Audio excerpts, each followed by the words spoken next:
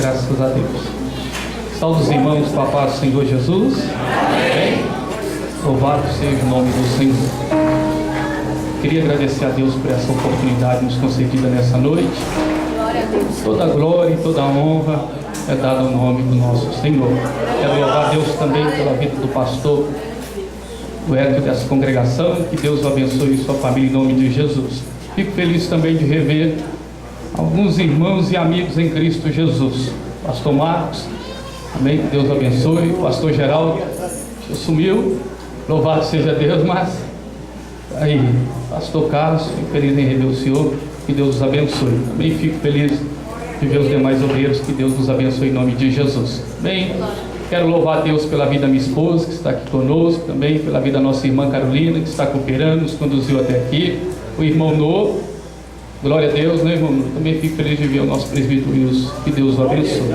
Amém, irmãos? Quero parabenizar o círculo de oração e também um grupo da mocidade. Que Deus abençoe e Deus abra as portas, cumpra as promessas, projetos venham ser feitos na vontade permissiva do nosso Deus.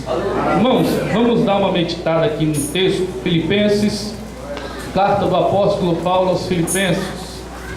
Glória a Deus. Maravilha. Capítulo de número 4.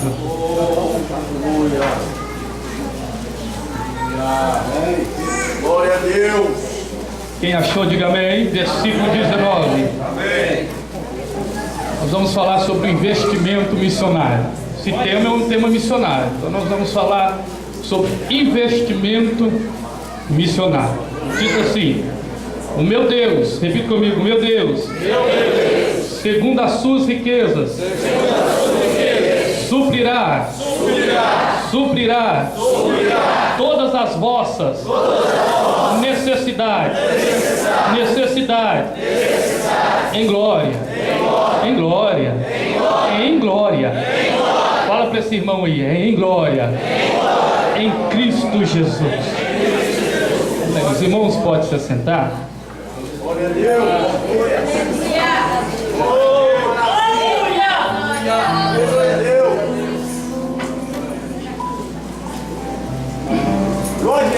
Graças a Deus. Irmãos, glória a Deus.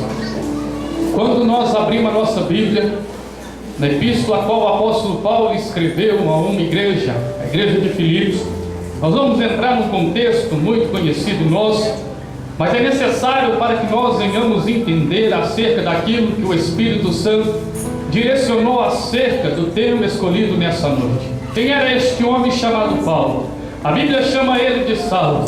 Nós vemos em Atos capítulo 2, logo depois da descida do Espírito Santo, a igreja primitiva foi tão cheia, tão poderosa acerca dos tributos que o Espírito Santo concedia àquela igreja, que ambos então agora começaram a pregar, a conclamar e a proclamar acerca do Evangelho do Senhor. Me lembro bem, depois do batismo com o Espírito Santo, Pedro, ele pega ali a sua oportunidade e vem pregar um sermão que havia pregado há muito tempo atrás, dizendo: irmãos, não assustai nem presunçai em vossos corações, porque isso foi aquilo que foi predito pelo profeta Joel, que nos últimos dias eu derramaria o meu Espírito sobre toda a carne. A abundância do Espírito do Senhor através da mensagem de Pedro foi tão poderosa, porque o nosso Evangelho é poder. O próprio apóstolo Paulo havia dito aos Romanos, no capítulo 1, versículo 16: pois eu não me envergonho do Evangelho de Jesus Cristo,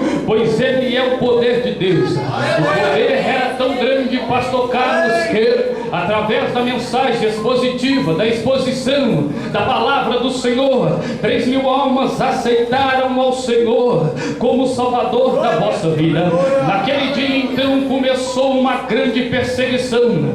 Veio-se então a diáspora, a dispersação do povo judeu da sua terra. Aonde eles iam pregavam: Jesus cura. Aonde eles passavam vaticiονava: eis aí o Cordeiro de Deus que tira o pecado do mundo. Essa era a mensagem mensagem salvífica, uma mensagem de salvação. Um belo dia, então, agora começa a perseguição diante da igreja primitiva. Dentre essa perseguição havia uma seita. Que seita era essa? Eram os fariseus. Quem eram os fariseus? Eram homens dotados da lei, e lei tal que eles acreditavam que o Antigo Testamento tinha 613 mandamentos, sendo 365 negativos e 248 positivos. Acreditavam numa lei conhecida, a lei em volta da cerca. Eles acreditavam que se um israelita cumprisse o mandamento, essa lei, um dia, cada dia que era cumprido essa lei, aproximava mais a vida do Messias. Dentre essa seita estava quem era ele? Saulo. Quem era Saulo? Instruído aos pés de Gamaliel. Quem era Gamaliel? Gamaliel era um dos 7 rabis da casa de Israel. Era um homem tão dotado que, em vez de ser chamado de rabi, era chamado de Rabone. A palavra rabi significa mestre, mas Rabone é nosso mestre. Aonde ele passava era vaticionado, o povo clamava, chamava acerca deste homem. Estava ali então agora um homem novo, mancebo, que foi instruído aos pés daquele homem. Quem era este homem? A Bíblia chama ele de Saulo. Saulo recebeu o seu nome em homenagem ao rei Saul. Saulo vem de Saul. A palavra Saulo significa grande. Ele achava que era grande demais. Um belo dia, o homem da igreja primitiva não era presbítero, ele não era pastor, ele era um simples diácono que trouxe um sermão desde a era do tempo de Abraão, um sermão que, aleluia, trazia uma revolta para os príncipes do sacerdote, porque a mensagem daquele diácono incomodava de tal maneira pastor Marcos que ele deslumbrava diante do sermão. Um belo dia ele pregando, que mensagem plena, praça pública, não estava com microfone, nem sequer com seu nome estampado em um outdoor, mas tinha um compromisso, e o compromisso desse homem chamado Estevão era com o céu. Pregou, e quando começou a pregar, a autoridade religiosa começou a temer, a tal ponto que começaram a apedrejar ele, de tal maneira que ele viu a morte vindo sobre a sua vida. E quando ele contemplou a morte, a Bíblia diz que ele olhou para o céu, e quando ele olhou para o céu, ele viu Jesus à destra de Deus.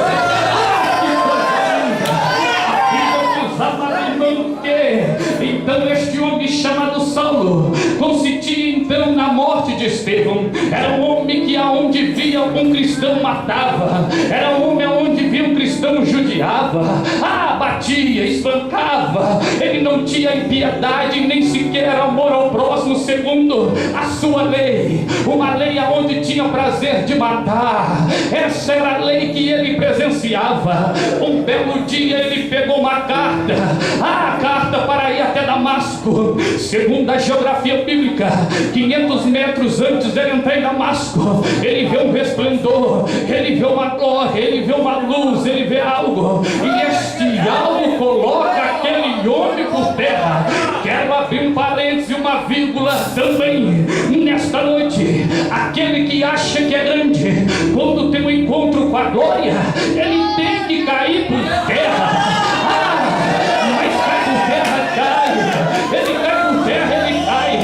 Ele cai sim, ele cai por terra. Mas por que ele cai por terra? Porque ele achava que era grande, mas ele encontrou com alguém que é grande.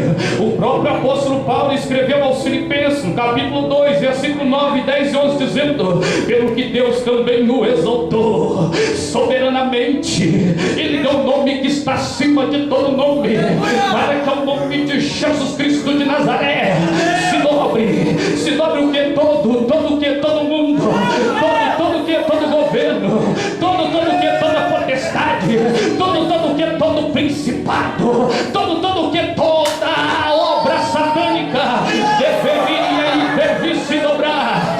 Saulo então agora tem um encontro com o Senhor. Naquele encontro, amados irmãos aqui da igreja, ele vai até uma rua chamada direita, fica na casa de Judas, e um belo dia ele orando por 3 dias, o Senhor se manifestou um profeta chamado Ananias e disse: Ananias, vai até a rua chamada direita, pergunta por Judas, porque tem um homem que está clamando. Eu vou, Senhor, mas quem é este homem? Ah, Ananias, é Saulo. Ó Senhor, mas não era este que perseguia a tua igreja? Ele era, mas agora ele é para mim um vaso escolhido. Ele é escolhido. Tem algum escolhido aqui nesta noite? Tem algum escolhido aqui nesta noite? Tem algum escolhido aqui nesta noite? Eu ainda não vi, não. Tem? Se tem.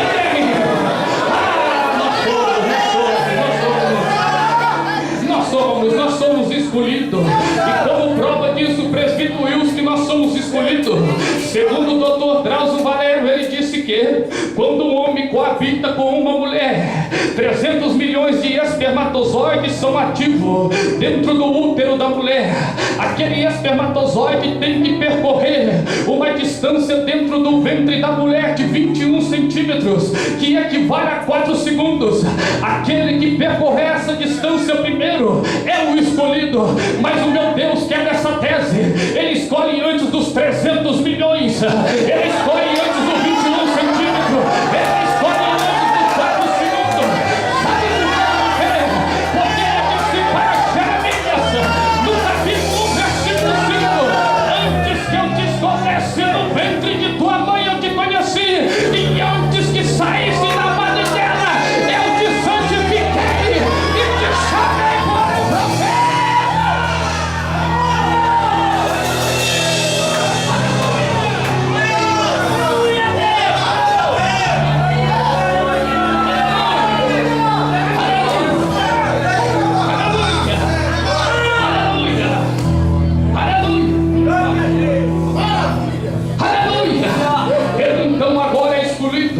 Nessa escolha ele fez uma grande parte em enriquecimento para a obra missionária. Vejo este homem agora ficando um período no deserto. Do deserto então agora, pastor Carlos, Deus envia Barnabé vai até ele, chama ele, e ambos agora começam um projeto. Esse projeto é qual? Missionário. O que é missões? Missões vem do latim mission. O que é isso? É a transmissão consciente e planejada das boas novas nacionais e transculturais. Missões urbanas, missões transculturais, missões locais, missões. Deus ama missões, Deus geme por missões, Deus chora por missões. Paulo então agora é chamado. Ele então agora, Pedro, ele vai para a obra missionária. Quando ele vai para a obra missionária, um jovem chamado João, conhecido como João Marcos, foi em sua primeira viagem missionária. Ambos então agora se dividiram. João Marcos agora não queria mais acompanhar Paulo em sua obra missionária. Me permitam os irmãos conhecedores da Bíblia, não estou querendo quebrar doutrina e nem sequer algum protocolo, mas vou bater uma tese aqui que muitos julgaram João Marcos, dizendo que João Marcos não aguentou o campo missionário e por isso que João Marcos voltou. Não, quem era João Marcos foi instruído aos pés do apóstolo Pedro. E qual era a mensagem de Pedro? Pedro pregava para os judeus que a circuncisão deveria ser no prepúcio, e Paulo pregava que a verdadeira circuncisão era no coração. Um belo dia então ambos foram para a obra missionária. João Marcos pregava a circuncisão é no prepúcio, e Paulo pregava a circuncisão é no coração. Então João Marcos disse: eu vou voltar, eu preciso voltar, não tem como, eu prego um e você prega outro, é melhor eu voltar. Voltaram então, João Marcos voltou daquela viagem missionária. A Bíblia diz então que Paulo começa novamente a sua caminhada. Quem agora ele escolhe para ir na obra missionária? A sorte caiu sobre Silas, profeta da igreja de Jerusalém. Começaram então, pastor Carlos, começaram uma obra missionária em Atos capítulo 16. Começaram por Listra, de Listra passaram pela Frígia, de Frígia chegaram até a Galácia.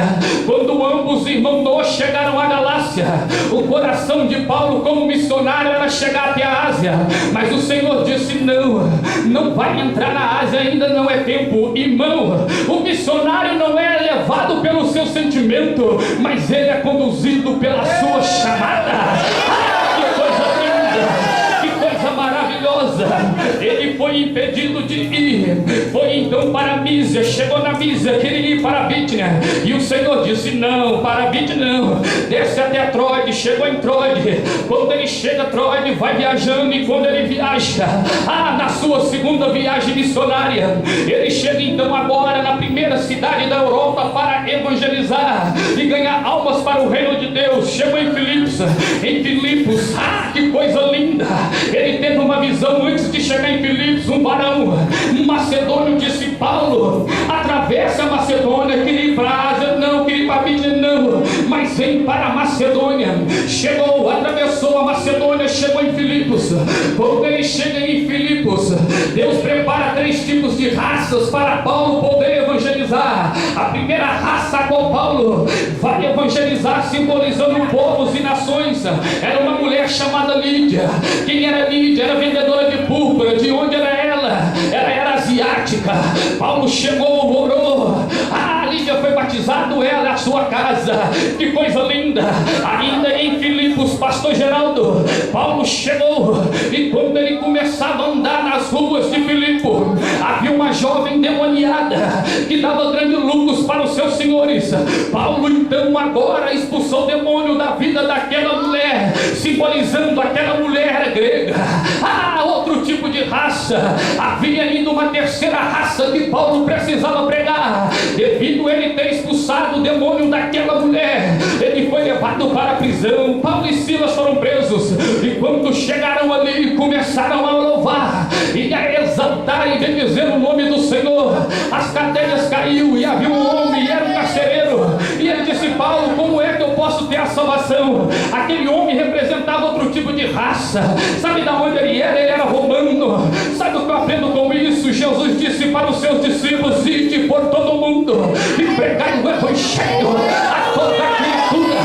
Quem crê que for batizado será salvo, porém quem não crer será condenado. Paulo pregou para 3 raças diferentes. Paulo também pregou para 3 tipos de pessoas com condições financeiras diferentes. Lídia era empresária, vendedora de púrpura, tinha dinheiro, simbolizando na nossa atualidade uma mulher rica. Os ricos precisam de Jesus. Também tinha aquela mulher possessa de espírito imundo. O que ela representa era uma escrava, simbolizando a pobreza. Os pobres também precisam de Jesus. E o carcereiro, quem era aquele carcereiro? Trabalhava na prefeitura, pela prefeitura de Roma, representando a classe média da atualidade. Tanto os ricos quanto o pobre, quanto o médio, eles também precisam do Senhor Jesus como Salvador. Paulo prossegue então na sua viagem. Aonde ele vai, pastor Carlos, expulsa demônio, cura os enfermos, pega o seu lenço e manda passar no rosto. O homem banhado no azeite do Espírito Santo era esse apóstolo chamado Paulo. Em Atos capítulo 28, começou-se então uma perseguição à igreja primitiva.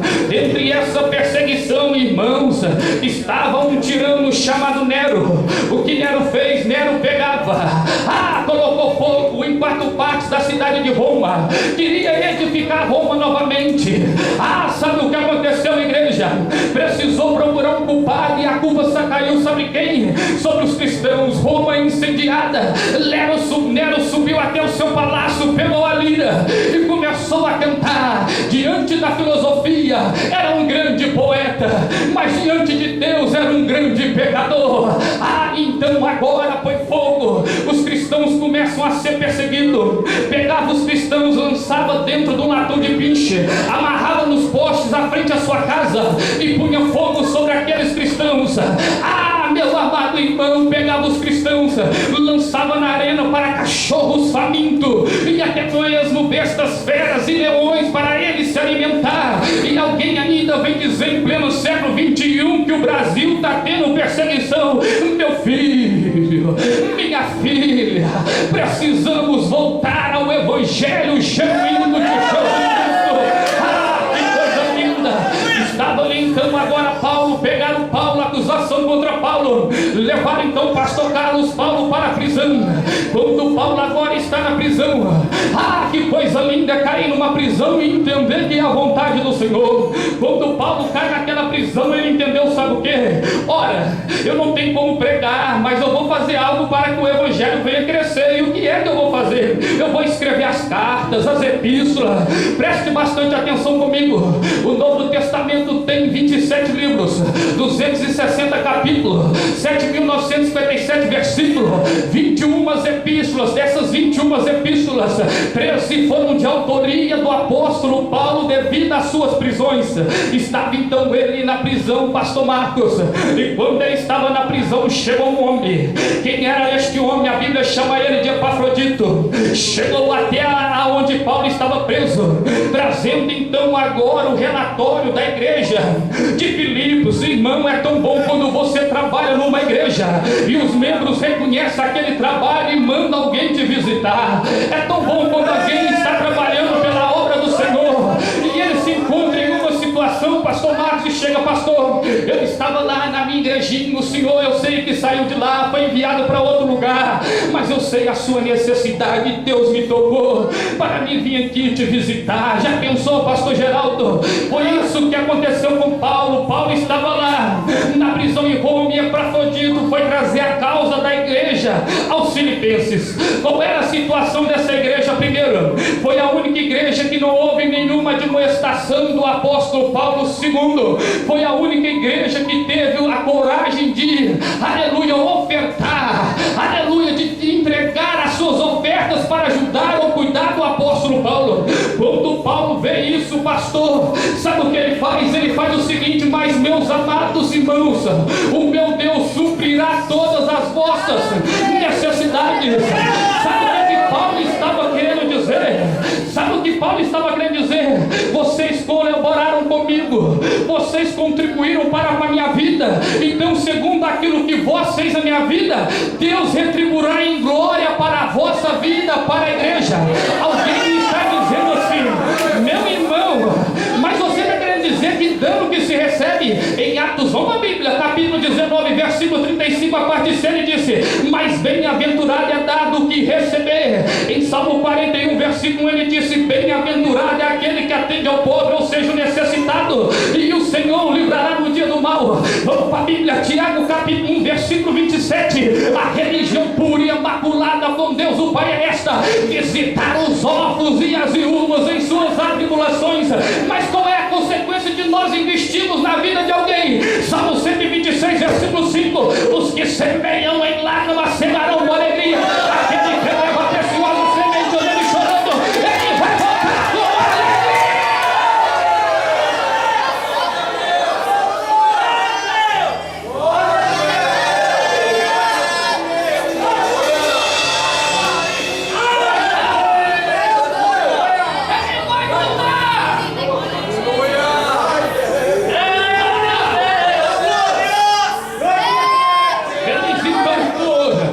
Quando foram presbíteros, em Filipenses capítulo 4, versículo 10, Paulo disse: eu vou falar de investimento missionário. Aquela igreja investiu na vida de Paulo, mas só não foi em contribuição.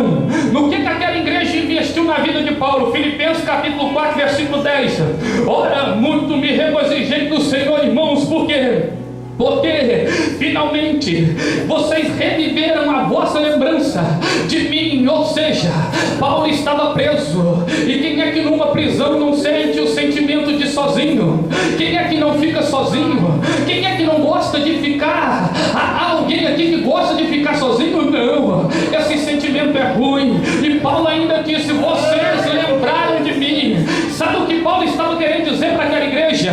Eu estava em solidão, estava ali sozinho naquela prisão, mas vocês lembraram de mim. Quando eu falo de lembrança, eu entendo então que um momento na vida do apóstolo Paulo, ele sentiu o sentimento de solidão, ele sentiu o sentimento de estar esquecido. Eu fui visitar um irmão tem pouco tempo. Esse irmão foi acometido de uma enfermidade. Eu me lembro bem que era um domingo por volta de 1 hora da tarde, bati palma. E quando eu bati a palma, aquele irmão todo atônito e assustado olhou lá da varanda da casa dele e disse: vem cá. E quando eu entrei, ele olhou para mim e começou a sorrir. Eu disse: irmão, mas o que é que está acontecendo? Ele disse: eu estou enfermo, estou aqui em casa e até hoje ninguém veio me visitar. Ele até disse: até parece que quem não é visto não é lembrado. Mas graças a Deus, irmãos, que Deus tocou no irmão, o irmão veio até aqui.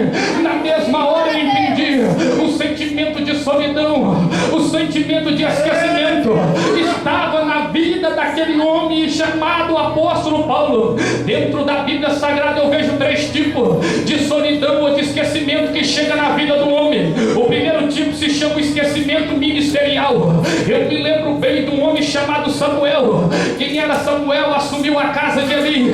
Eli fez aquilo que era mal aos olhos do Senhor. Um belo dia diante da Arca da Aliança, estava ali a presença do Senhor. O Senhor chamou Samuel 3 vezes. E quando chamou Samuel, deu a direção para Samuel. Samuel então agora começou a exercer o seu ministério, o seu chamado. Segundo alguns historiadores, todos os jovens daquela época tinham desejo de ter o seu nome chamado como Samuel. Segundo alguns historiadores, as crianças que nasciam naquela época, a sua mãe tinha alegria de pôr o nome naquela criança de Samuel. Samuel era vaticionado, Samuel era aleluia, era referência.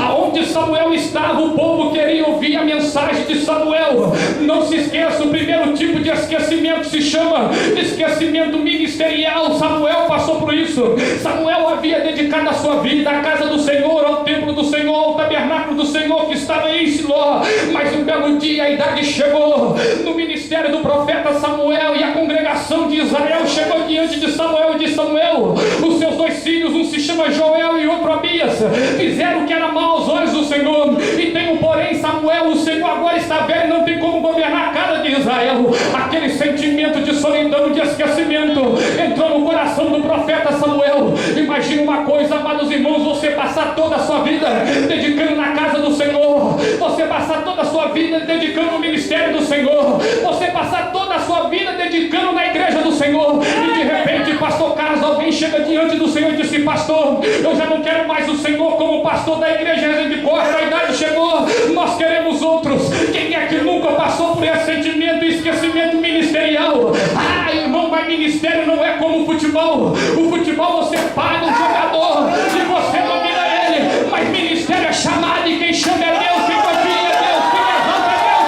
Quem te chamou nesta noite foi Deus.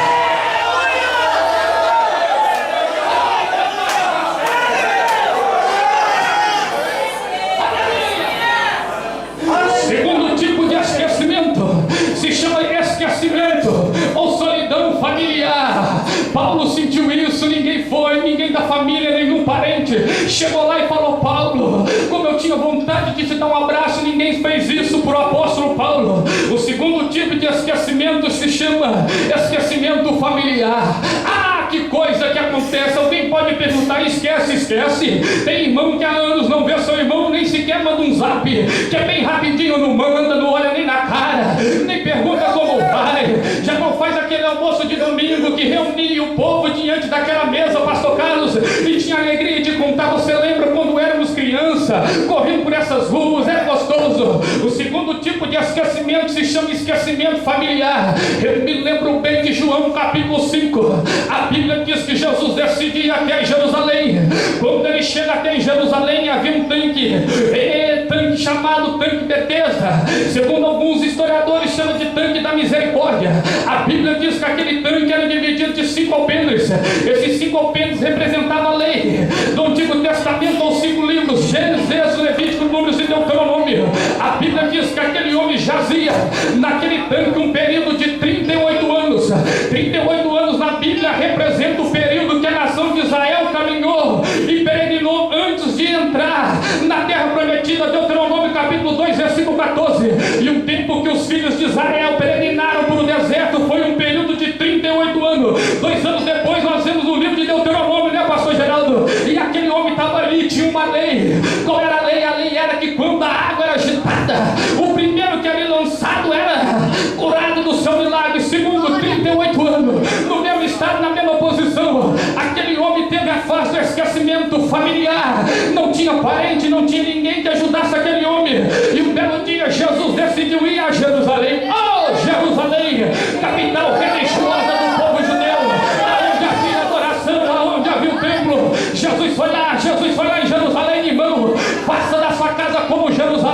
faça um local de adoração, porque Jesus vai lá, Ele vai lá, Ele vai lá, Ele vai lá. Ah, pastor Carlos, preste bastante atenção, que coisa interessante. Jesus, irmão Hélio, chegou até aquele homem e perguntou: moço, queres ser curado? Queres ser curado? Ele disse: Senhor, não tem homem algum que quando a água é agitada me meta no tanque. Aquele homem não entendeu a pergunta. Jesus perguntou: quer ser curado? Ele disse: Senhor, não tem homem algum que quando a água é agitada me meta no tanque. Sabe o que eu entendo? Eu entendo então que a enfermidade para ele ali, pastor, não era nada, mas a preocupação dele é se tivesse alguém disposto a ajudar ele da família e levar ele até o tanque. Deixa eu te fazer uma pergunta. O profeta Isaías disse: porventura poderia uma mãe esquecer do seu filho que se amamenta? Isso é uma pergunta. Mas no Salmo 27:10 ele disse: ainda que o teu pai e tua mãe dizendo pare, sabe quem que vai lá na beira do tanque? Não é seu pai, não é sua mãe, não é seu primo, mas é o próprio Senhor Jesus que vai te dar a vitória.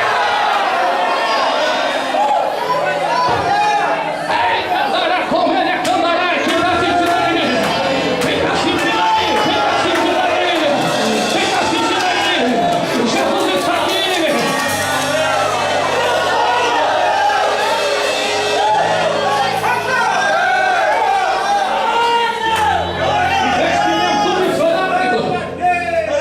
O terceiro tipo de esquecimento eu chamo de esquecimento total. Ah, que coisa mais ruim é esse esquecimento total. Ministerial é ruim, família é pior, hein, pastor Geraldo? Agora já imaginou esquecimento total? Lembra do começo da caminhada, pastor Carlos, como é difícil. A gente chora, a gente geme, a gente liga para alguém pedindo uma ajuda, pedindo uma porta, e às vezes as pessoas batem a porta em nossa cara dizendo que não tem jeito, você é novo, você parece ser meio neófito, está começando agora. A gente fica afligido, a gente fica solitário, aí vem aquele esquecimento total, como se diz: ninguém me vê, ninguém me entende. Mas deixa eu dizer uma coisa para você: Paulo também passou por isso naquela prisão, estava lá sozinho, esperando em seu ano, sabe o que é a própria morte. Mas Paulo entendia, segundo Filipenses capítulo 1, versículo 12, quero, irmãos, que saibais que todas as coisas que me ocorreram, o que ocorreu na vida dele, foi chicotado, 195 açoitado, a vida o mordeu, mas mesmo assim ele diz que todas as coisas que me ocorreram foram para o maior aproveito do Evangelho. Irmão, essa prova aí é para o crescimento do Evangelho. Essa luta aí que você está passando é para o nome do Senhor glorificado. Oh, meu Deus, oh meu Pai. Esquecimento total. O que é esquecimento total, presbítero Wilson? Sabe o que aconteceu? Um belo dia, segundo a Bíblia Sagrada, eu estou na Bíblia, irmão, não vamos ficar com a Bíblia. Segundo a Bíblia Sagrada, um certo homem chamado Jonatas, ele fez um acordo com o seu amigo chamado Davi, e Davi fez um voto que abençoaria a casa de Jonas. Podia passar o tempo, podia passar o ano, mas que ele abençoaria. Estamos falando do esquecimento total. Se você está sentindo só, solitário, esquecimento total, entenda. Aí Davi fez um voto com Jonas que abençoaria a sua casa. Um belo dia, Saul e Jonas e seus dois irmãos foram para o campo de batalha. Ambos morreram naquela guerra. Morreu Saul, morreu os 3 filhos de Saul, e agora o Davi assume o reinado da casa de Israel. Davi é o único homem da Bíblia que foi ungido 3 vezes. Ele foi ungido rei, sacerdote, profeta. Davi também foi ungido 3 vezes. 3 vezes o profeta ou alguém derramou a unção na vida de Davi. Um belo dia Davi estava ali na sua casa, ele lembrou de algo. Eu tenho um pacto, e o pacto que eu tenho é com Jonas. Mandou chamar alguém, mandou chamar Ziba. Ziba disse: Ziba, tem alguém aí na casa de Jonas, de Saul, para que eu possa ajudar? E ele disse: ó, tem um homem, mas quem é ele? É Mefibosete. Aonde ele está? Está lá em Lodebar. Entenda uma coisa, ele era neto de rei e filho de príncipe, e estava morando em Lodebar. Ei, meu irmão, você é escolhido. O seu pai é rei. O seu pai é rei. Eita, coisa tremenda, coisa gostosa. Coisa linda, coisa gostosa. Às vezes eu e você estamos em Lodebar e nós pensamos: o Senhor parece que não nos vê. Parece que tem alguém que não está me vendo ali. E ele ainda estava lá, coxo, irmãos, passando a maior dificuldade. Mas um dia o rei mandou chamar ele e disse: vem cá, meu filho.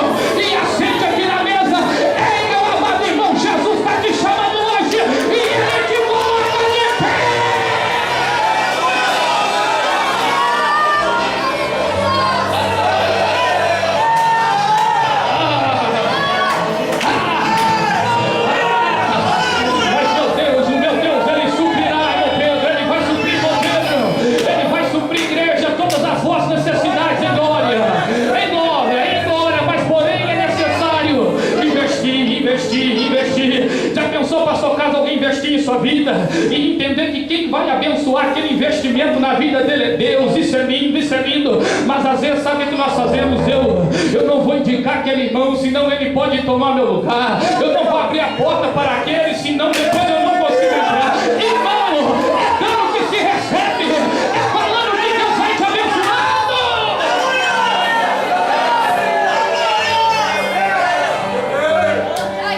Aleluia. Paulo disse: ah, meu Deus, vocês tiveram lembrança de mim. A igreja teve lembrança de Paulo. A igreja teve lembrança de Paulo. Repita comigo: a igreja teve lembrança de Paulo. Ah, eles lembraram. A segunda coisa que essa igreja fez para Paulo, sabe o que foi? Fizeram parte das aflições do apóstolo Paulo. Ah, pastores, homens que estão aqui na minha retaguarda, missionários de Deus, já pensou como é bom quando alguém participa das aflições que nós estamos passando? É a coisa mais linda que Jesus faz. Isso chama investimento missionário. Participar da aflição daquele que está na frente do trabalho da igreja. Alguém pode estar perguntando: mas como assim? Domingo ele está doidinho para fazer um evangelismo, está sozinho naquela aflição. Não, eu vou lá, eu vou ajudar meu pastor. Ah, ele está precisando de alguém aflito para arrumar a igreja. Eu vou lá perguntar ao pastor se ele está precisando de um obreiro para o ajudar, participando das minhas aflições. Quando eu falo de aflições, irmãos, eu entendo que há dois tipos de aflições.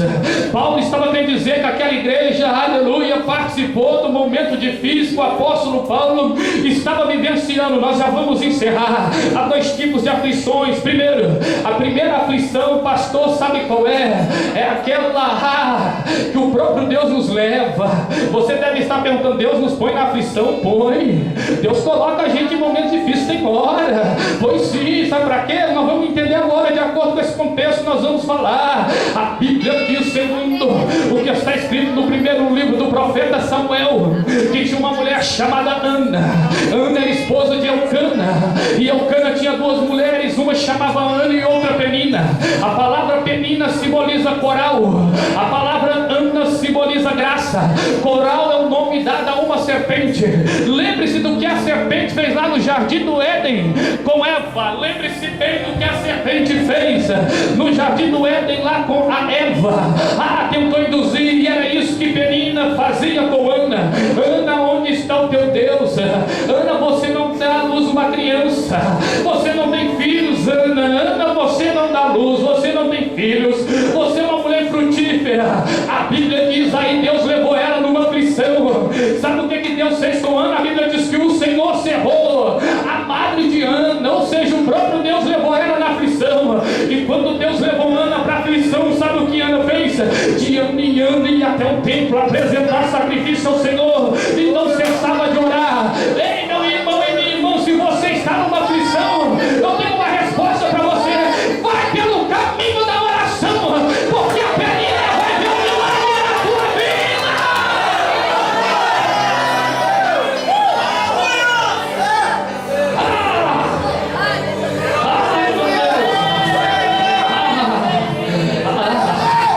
A primeira aflição é aquela que Deus nos leva para Ele mesmo trabalhar em nossa vida.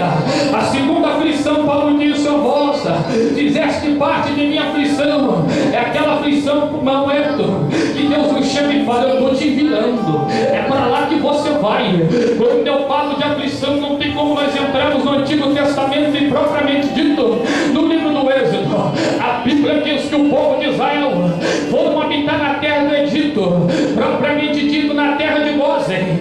Entraram com 70 almas. Aquelas 70 almas se multiplicou para 1 milhão.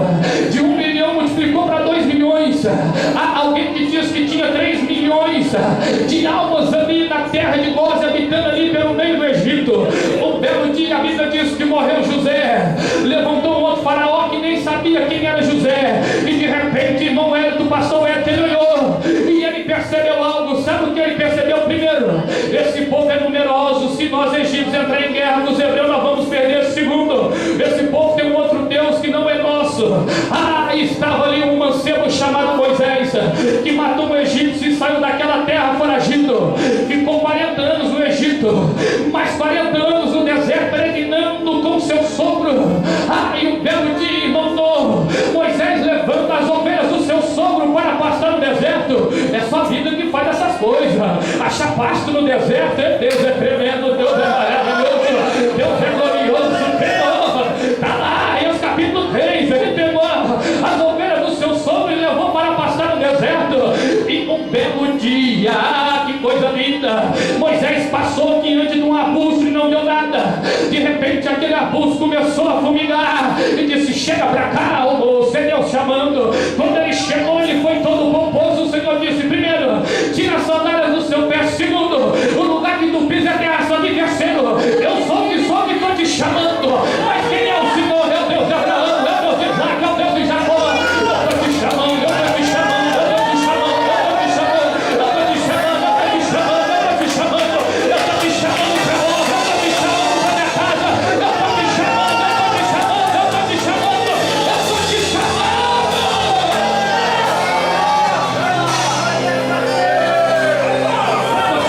Eu estou te chamando, pois não, Senhor, você vai para o Egito. Não, Senhor, não sou homem eloquente. Lembre-se bem, eloquência não é pregar, não é pular, não é gritar. A palavra eloquência vem da arte que convence. O que Moisés estava querendo dizer para o Senhor, que não tinha capacidade de convencer Faraó de libertar o povo da terra do Egito. Era 430 anos. Aí sabe o que o Senhor disse para Moisés? Ele disse: ó, você vai lá porque você vai libertar o meu povo daquela aflição. Mas é você, meu irmão. Deus está procurando quem se coloca na brecha e vai pregar por essas ruas e tirar esse povo que está em aflito. Tem alguém aqui nessa noite? Tem alguém aí que quer? Tem alguém aí?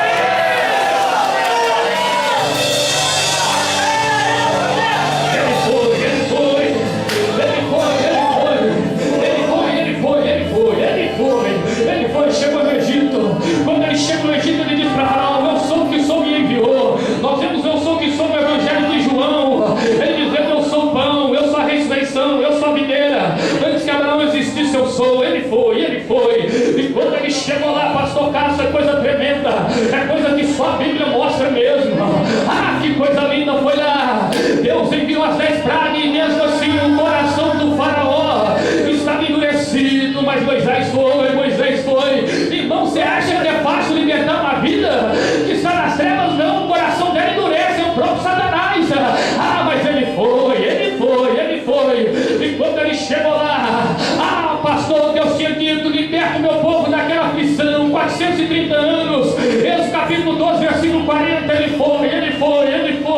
E quando ele foi, amados irmãos, sabe o que aconteceu? Veio as 10 pragas, Deus matou o Egito, matou vários primogênitos, Deus matou sim a justiça de Deus na terra do Egito. E de repente Moisés, juntamente com o povo sendo liberto, de repente o povo se depara com o Mar Vermelho. O Mar Vermelho conhecido. Alguém que diz que aquele mar chamado de Mar Vermelho, por quê? Porque naquela banda moravam os edomitas, descendentes de Esaú, e a palavra Esaú vem de vermelho, então alguém dizia: os vermelhos moram lá. Alguém que diz que lá também havia montanhas de terra batida vermelha, e o vento soprava aquela terra vermelha, aquela terra caía sobre o mar, e quem olhava de longe, pastor Carlos, via aquele Mar Vermelho. Ele foi lá, se deparou com o Mar Vermelho. De repente o povo aflito começou: Moisés, mas não foi você que falou que Deus mandou tirar a terra do Egito? E agora, pastor Geraldo, o povo aflito, aflição no coração do povo. De repente Moisés se apresentou diante de Deus. Deus disse para Moisés: Moisés, o que é que tu tem na mão? Ele disse: eu tenho um cajado. Sabe o que aconteceu? Aquele mar, o Mar Vermelho representa o mundo, e o cajado representa a autoridade. Deus disse para Moisés: estenda a mão sobre o mundo. Ei, meu irmão, estenda a mão sobre o mundo, que o milagre vai acontecer.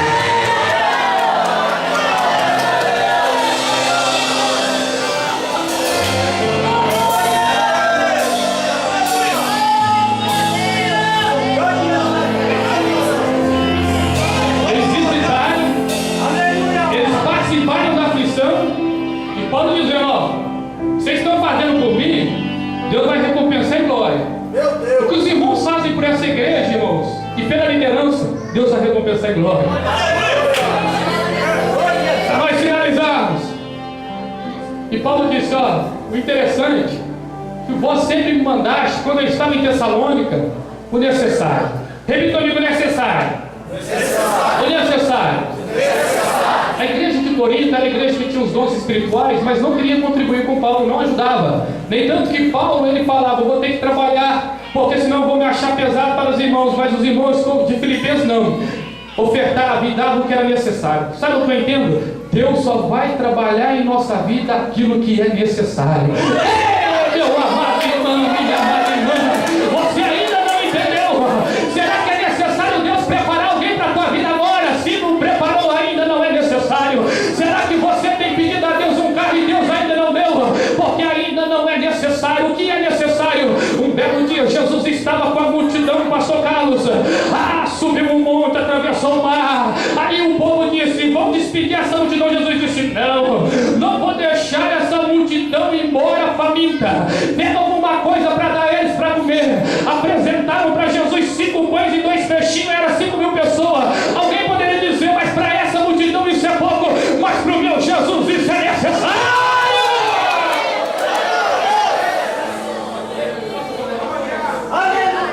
Desce, irmãos, coloque em pé.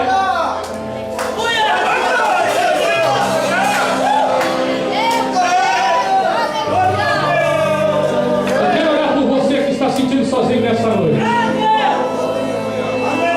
Queria orar por você, como o apóstolo Paulo sentiu. Eu queria orar por você naquilo que você tem buscado a Deus e tem pedido Ele necessário. Eu queria orar por você nessa noite. Há alguém em nosso meio? Gostaria de chamar você aqui à frente e orar por você. Senhor, não estou aguentando mais, Senhor. Parece que dá um vazio aqui dentro, Senhor. Eu queria orar por você.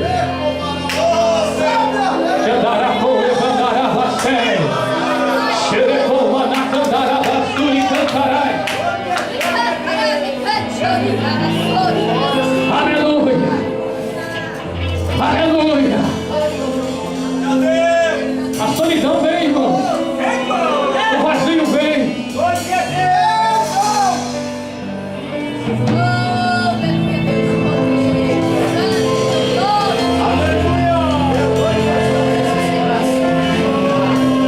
Eu queria orar por você que se encontra enfermo nesta noite.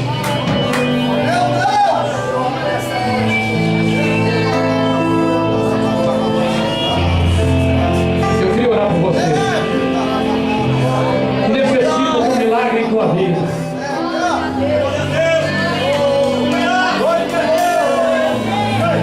Há alguém aqui em nosso meio que ainda não aceitou Jesus e gostaria de aceitar como Salvador da sua vida?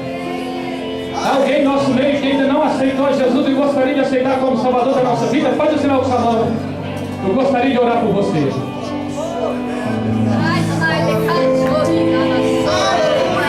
Eu queria chamar aqui à frente, irmãos, aqueles também que não são batizados com o Espírito Santo. Eu gostaria de orar por você.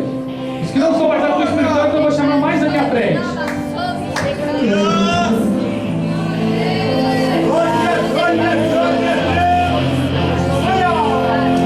Chamar mais à frente.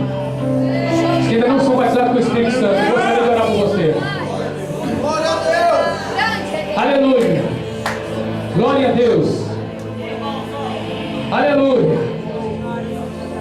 Gostaria de orar aqui para os irmãos à frente. Chega aqui à frente, irmão. Eu gostaria de orar por vocês.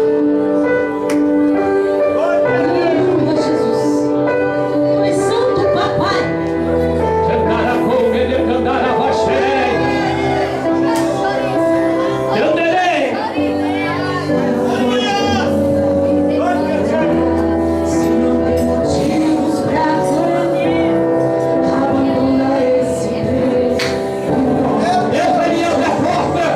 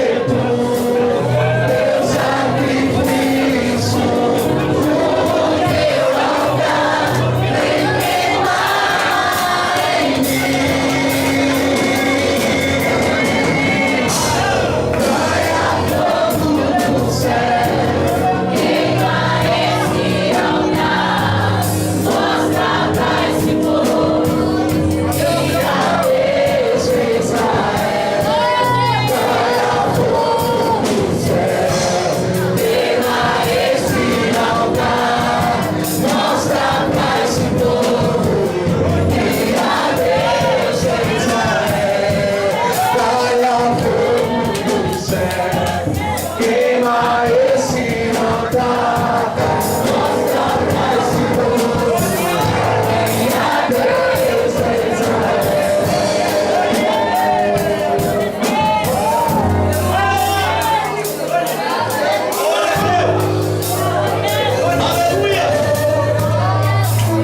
a Deus.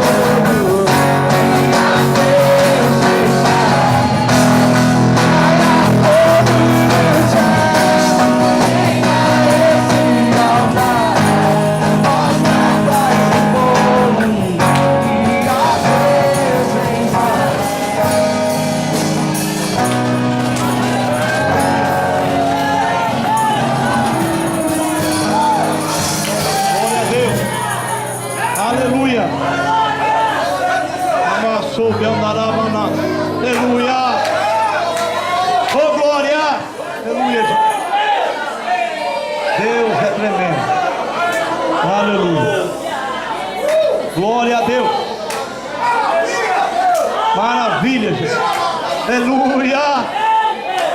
Oh, glória! Aleluia! Amassou, mandaramana. Aleluia!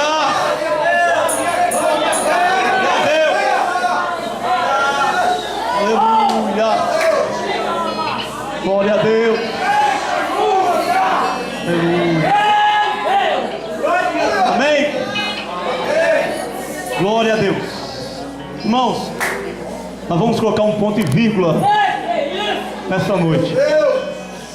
Aleluia! Bom seria se nós pudéssemos adentrar a noite, a madrugada, na presença de Jesus. Aleluia! Como é gostoso estar na presença desse Deus. Como é prazeroso sentir a glória dele. Aleluia! Mas amanhã tem mais. A partir das 8 horas da manhã, nós estaremos reunidos aqui na igreja. Aleluia! E nós vamos estar adorando o nosso Deus às 8 horas da manhã até às 10h30. Nós estaremos encerrando. Aleluia! E à tarde, irmãos, se não estiver chovendo, né? Mas nós não sabemos o tempo.